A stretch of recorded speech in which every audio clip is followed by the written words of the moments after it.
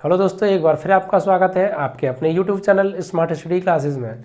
बच्चों, इससे पिछले वीडियो लेक्चर में हमने आपको क्लास 10th का चैप्टर नंबर 2 बहुपद के बारे में समझाया था और उसकी पहली एक्सरसाइज को समाप्त कर दिया था।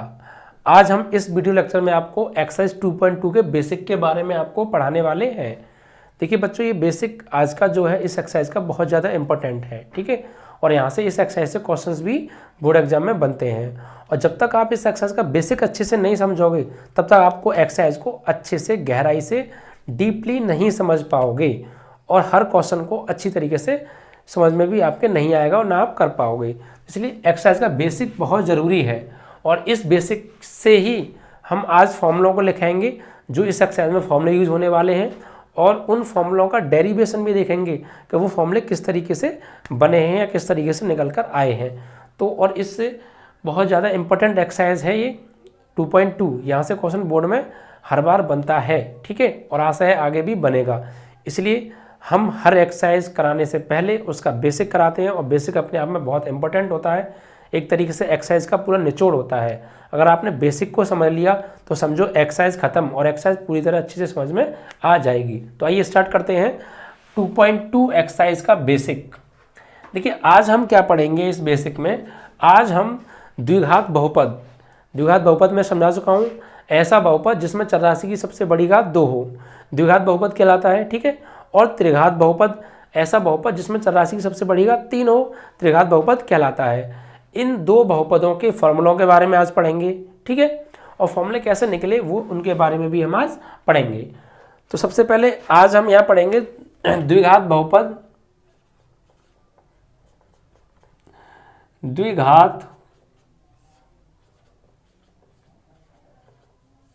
बहुपद के शून्यक व गुणांकों में संबंध, ठीक है। शून्यक और गुणांकों में संबंध यानी द्विघात बहुपद के शून्यक क्या होते हैं। शून्यक मैंने आपको बताया था पिछले वीडियो लेक्चर में। शून्यक वो होते हैं यानी द्विघात बहुपद में जो भी चरराशि आ रही है उस चरराशि का ऐसा मान जो उस द्विघात बहुपद को पूर्ण रूप से संतुष्ट कर दे, या चरराशि का ऐसा मान जिसे उस द्विघात बहुपद में लगा दें और वो मान उस सॉल्व करके उस पूरे द्विघात समीकरण को शून्य बना दे, तो वो मान उस द्विघात बहुपद का शून्यक कहलाएगा, ठीक है। यानी एक चरराशि की ऐसी वैल्यू जो उस द्विघात बहुपद को संतुष्ट करे या उस द्विघात बहुपद को पूरा शून्य बना दे, ठीक है, तो वो उस बहुपद का क्या कहलाता है, शून्यांक कहलाता है, ठीक है। और गुणांक के बारे में मैं आपको बता चुका हूँ, ठीक है। तो देखिए मान लेते हैं यहाँ पे आज माना px बराबर ax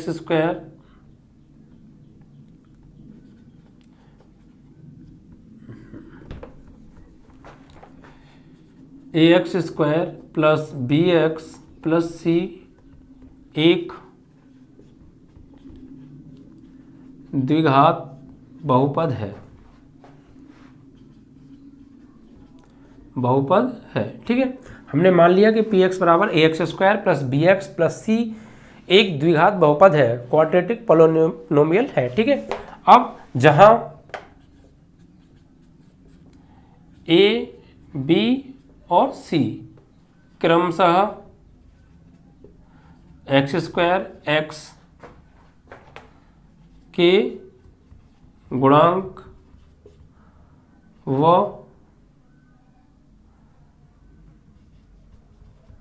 अचर पद है, ठीक है।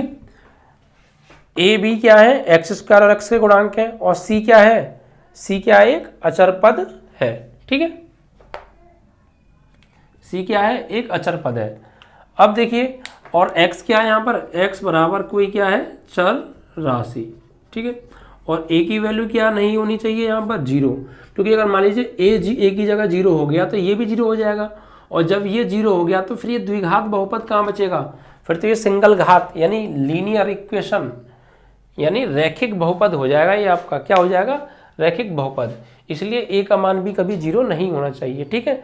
सबसे पहले हमने मान लिया पी एक्स बराबर A X square plus B X plus C एक द्विघात बहुपद है जहाँ ए बी सी क्या है, अचर पद, वो वास्तविक संख्याएं हैं, और ए एक्स का गुणांक है और बी एक्स का गुणांक है, और सी क्या है, एक अचर पद है।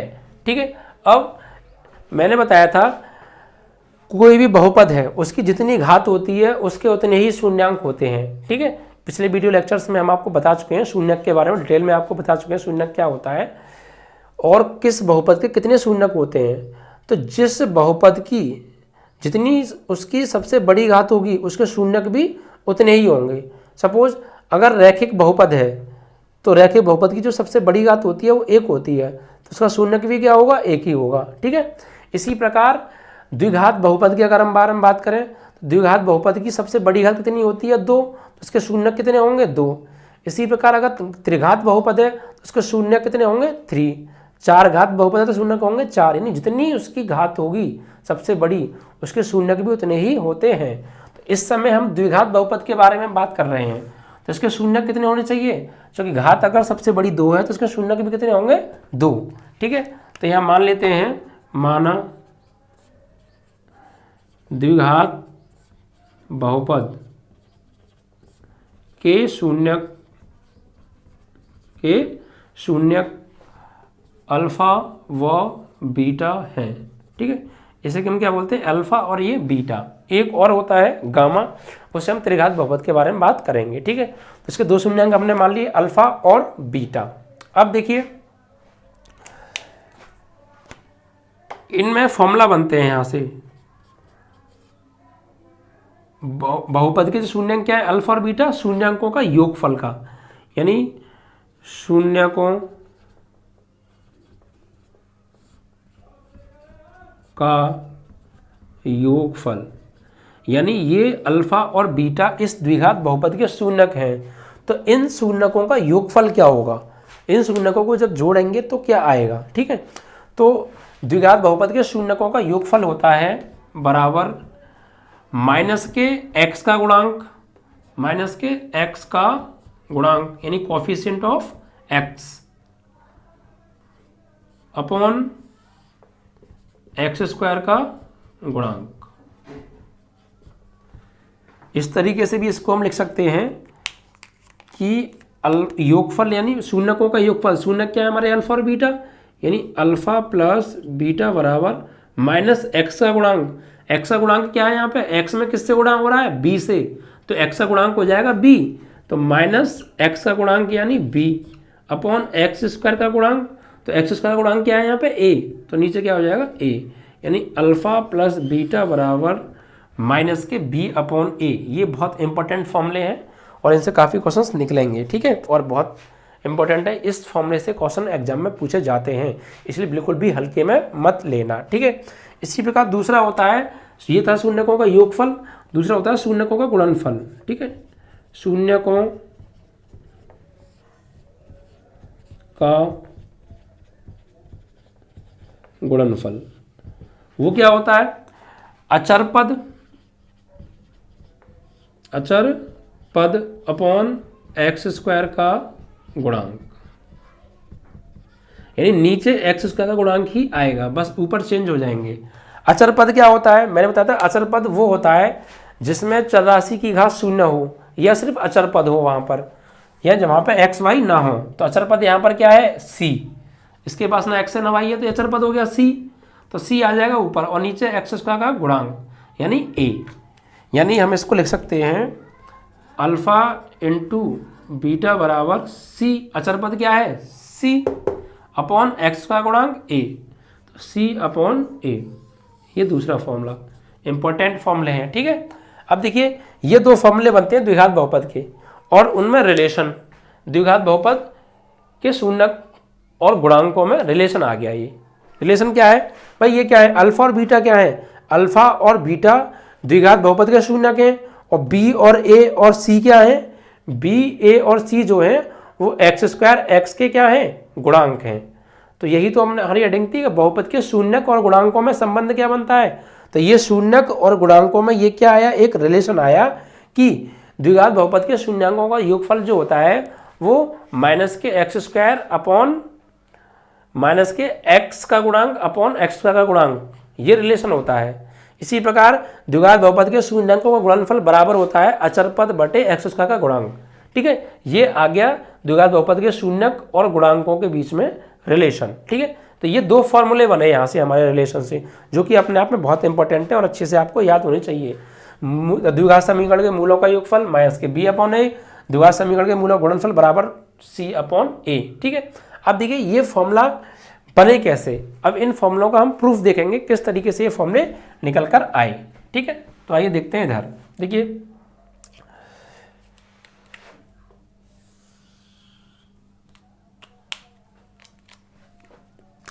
हमारे पास एक हमने क्या माना था, बहुपद माना था, द्विघात बहुपद ax² plus bx plus c बराबर 0। ठीक है, ये हम सिद्ध करा रहे हैं, proof.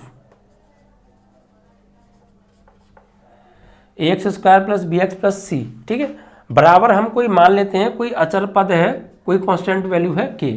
ax² bx plus c बराबर कोई अचर पद k मान लिया, या आप j मान लो या t मान लो, कुछ भी आप मान सकते हो। ठीक है, जहाँ k क्या है, कोई अचर पद है। अब इस द्विघात बहुपद के शून्य के क्या माने थे हमने, इस द्विघात बहुपद के हमने जो शून्य माने थे वो अल्फा और बीटा है। तो यहाँ हो जाएगा x माइनस अल्फा और x माइनस बीटा।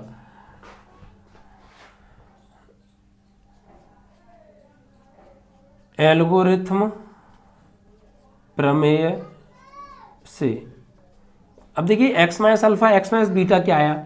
आपने 9th क्लास में एक थ्योरम पढ़ी होगी, विभाजन एल्गोरिथम थ्योरम। वहाँ क्या था, वो ये कहती थी यदि किसी द्विघात बहुपद के शून्यांक अल्फा और बीटा है, यानी किसी बहुपद द्विघात बहुपद के शून्यांक हैं, अगर वो उस द्विघात बहुपद के शून्यांक हैं तो x माइनस अल्फा और x माइनस बीटा, यानी x माइनस पहला शून्यक और x माइनस दूसरा शून्यक का जो गुणनफल है वो उस द्विघात बहुपद को पूर्ण रूप से विभाजित करेगा। ठीक है, क्या कहती थी थ्योरम ये कहती थी कि यदि किसी द्विघात बहुपद के शून्यक हैं, वो अगर वो उसी द्विघात बहुपद के शून्यक हैं तो वो शून्यक का x माइनस अल्फा और x माइनस बीटा उस द्विघात बहुपद को विभाजित करेंगे। तो ये इधर मल्टीप्लाई में इधर जाके डिवाइड इसको करेंगे या नहीं करेंगे, हमने किस थ्योरम से लिख दिया। अब देखिए आगे इसको सॉल्व करते हैं। तो ax² ये द्विघात बहुपद है और इन्हीं द्विघात बहुपद के शून्यक से बना हुआ ये है। तो ax² plus bx plus c बराबर k। यहाँ पर देखिए इन दोनों का करिए आप मल्टीप्लाई, तो x का x में x², x का माइनस बीटा में माइनस के बीटा x, फिर माइनस अल्फा का x में करेंगे तो माइनस के अल्फा x, और माइनस माइनस प्लस अल्फा का बीटा में अल्फा बीटा। ओके, अब देखिए ax² plus bx plus c बराबर k। अब देखिए यहाँ से क्या करिए आप, x² इन दोनों में से कॉमन आ रहा है कुछ, इसमें से और इसमें से सेम चीज़, तो यहाँ x भी है, x यहाँ भी है और माइनस भी है, तो क्या कॉमन ले लीजिए, माइनस का x कॉमन ले लीजिए, तो क्या बचेगा यहाँ पर, बीटा प्लस अल्फा रह जाएगा, बीटा प्लस अल्फा, और यहाँ पे अल्फा बीटा ये है ये। ठीक है, अब देखिए यानी ये इस तरीके का बन गया।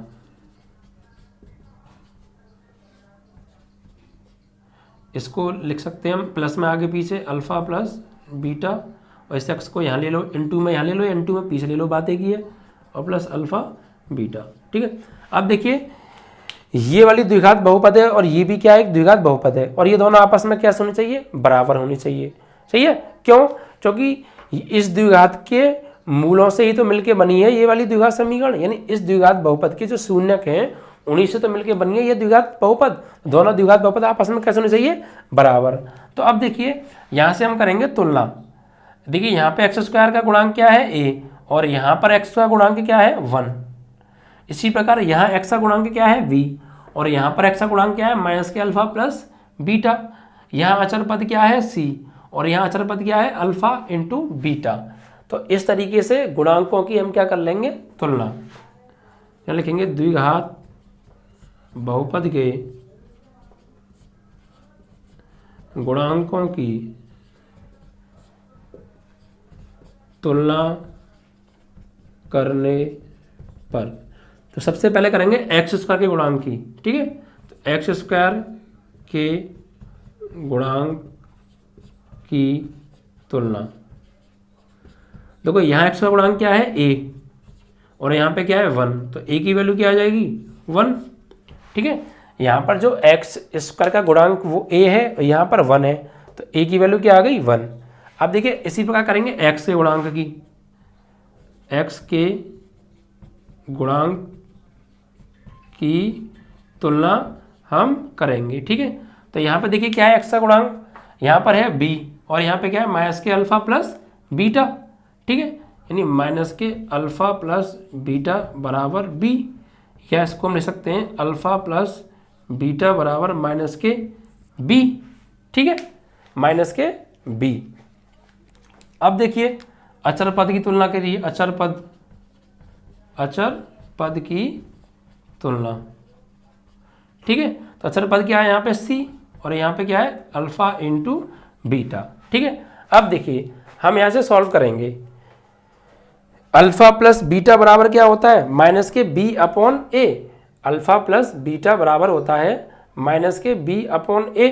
ठीक है, तो सॉल्व देखिए यहाँ से a की वैल्यू 1 है। ठीक है, a की वैल्यू क्या है 1।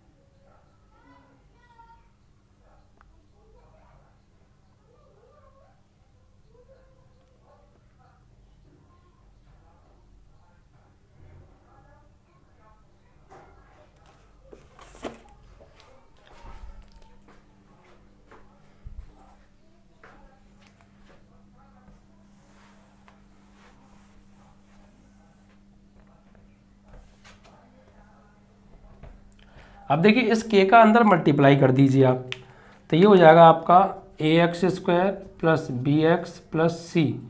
k का अंदर गुणा करेंगे तो के एक्स स्क्वायर, k का अंदर करेंगे तो माइनस के alpha plus beta x plus के अल्फ़ा बीटा। अब देखिए यहाँ तुलना करिए, देखिए यहाँ पर x का गुणांक क्या है a और यहाँ पर क्या है k, तो यहाँ तुलना करने पर एक्स स्क्वायर के गुणांक की तुलना, तो क्या होगा यहाँ पर देखिए x का गुणांक क्या है a है और यहाँ पर k, तो a की वैल्यू क्या आ जाएगी k। ठीक है, अब x के गुणांक की तुलना, तो x का गुणांक क्या है यहाँ पे b और यहाँ पे क्या है माइनस के अल्फा प्लस बीटा, माइनस के अल्फा प्लस बीटा। ठीक है, अब देखिए यहाँ से अल्फा प्लस बीटा का मान निकालिए, तो k को भेज देंगे डिवाइड में, यानी b अपॉन माइनस के बराबर अल्फा प्लस बीटा। अब इस माइनस को या तो नीचे लगा लो या ऊपर लगा लो, बात एक ही है। ठीक है, तो क्या हो जाएगा अल्फा प्लस बीटा बराबर b, माइनस को ले लो ऊपर, तो माइनस के b अपॉन के की वैल्यू क्या है a है, तो a लगा देंगे, तो अल्फा प्लस बीटा बराबर क्या आ गया माइनस के b अपॉन a आ गया। ठीक है, इसी प्रकार करिए अचर पद की तुलना, अचर पद की तुलना। ठीक है, तो अचर पद क्या है यहाँ पे हमारा देखिए c है और यहाँ पर क्या है k अल्फा इंटू बीटा, तो यहाँ से अल्फा इंटू बीटा का मान निकालिए, तो अल्फा इंटू बीटा बराबर होगा c अपॉन के, और k की वैल्यू हम क्या जानते हैं a, तो अल्फा इंटू बीटा बराबर क्या हो जाएगा c अपॉन a। तो ये आ गया हमारा दूसरा प्रूफ। ठीक है, यानी अल्फा प्लस बीटा बराबर माइनस बी अपॉन ए और अल्फा इंटू बीटा बराबर c अपॉन a। इस तरीके से ये प्रूफ भी हो गया। अब देखिए ये तो थी बात द्विघात बहुपद के बारे में, अब बात करेंगे हम त्रिघात बहुपद के बारे में। ठीक है, और उससे पहले एक बात और देखिए, अगर द्विघात बहुपद के आपको मूलों का योगफल दिया है और मूलों का गुणनफल दिया है, ठीक है, यदि द्विघात बहुपद के यदि द्विघात बहुपद के मूलों का, मूल बोल सकते हैं या शून्यक भी बोल सकते हैं, शून्यकों का योगफल अल्फा प्लस बीटा व गुणनफल अल्फा इंटू बीटा दिया हो तो हम द्विघात बहुपद कैसे बनाएंगे। द्विघात बहुपद बनाना, ये फॉर्मूला भी बहुत ज़्यादा इम्पोर्टेंट है। फॉर्मूला क्या होता है, एक्स स्क्वायर माइनस के मूलों का योगफल अल्फ़ा प्लस बीटा एक्स और प्लस अल्फ़ा इंटू बीटा। ठीक, इस तरीके से बना सकते हैं। अब आती है बात त्रिघात बहुपद के ऊपर। ठीक है, अब देखिए द्विघात थी, अब त्रिघात के बारे में बात करेंगे। त्रिघात बहुपदों के शून्यांक और गुणांकों के बीच संबंध।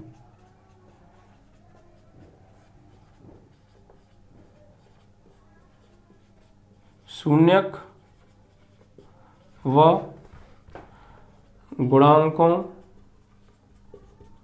के बीच संबंध। ठीक है, यहां भी मान लेंगे, माना त्रिघात बहुपद, क्या मान लेंगे हम, ax³ plus bx² plus cx plus d। मैंने त्रिघात बहुपद के बारे में बताया था। मैंने क्या कहा था, जिस बहुपद के जितने शून्यांक होंगे, जिस बहुपद के जितने शून्यांक होंगे, सही है, नहीं, जिस बहुपद की जितनी अधिकतम घात होगी उसके उतने ही शून्यांक होते हैं। ठीक है, इसकी अधिकतम घात कितनी है 3, इसके शून्यांक भी कितने होंगे 3। ठीक है, और जहां a x³ का गुणांक, b x² का गुणांक, c x का गुणांक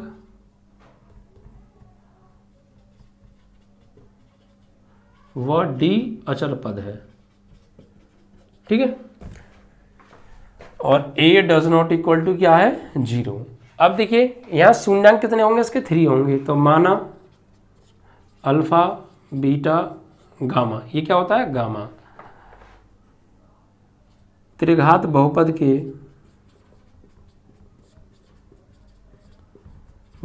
के शून्यक हैं। ठीक है, अब इनके बीच में संबंध, शून्यक अल्फा बीटा गामा और गुणांक ए बी सी डी में संबंध क्या होगा। देखिए यहाँ से ये फॉर्मूले इंपॉर्टेंट हैं।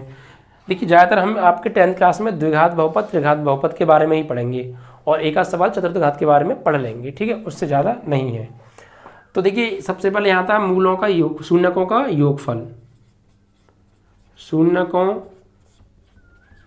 का योगफल क्या होता है, माइनस के x² का गुणांक बटे x³ का गुणांक।